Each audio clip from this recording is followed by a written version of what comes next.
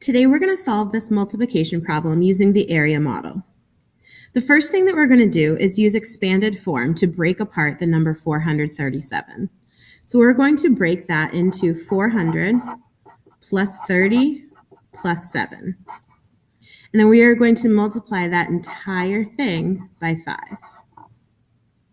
So what we're going to do is we're technically using the distributive property, but we are going to draw a model that has one box for every digit in our problem. So we are multiplying 437, so we need 3 boxes, by 5, so we need 1 box. We're going to put our 5 over here because we're multiplying all of them by 5. And then we're going to use our expanded form across the top. So we're going to multiply 437. So now I'm just going to multiply the two factors and find the product for each box.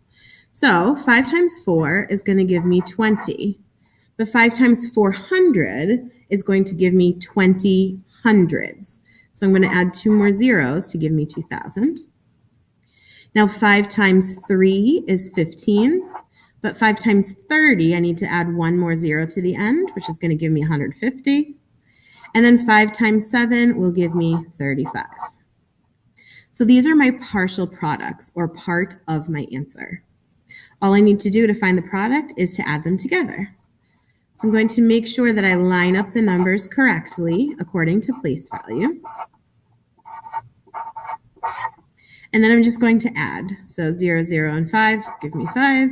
5, 3, and 0 will give me 8. 0 and 1 and 2. So my answer is 2,185.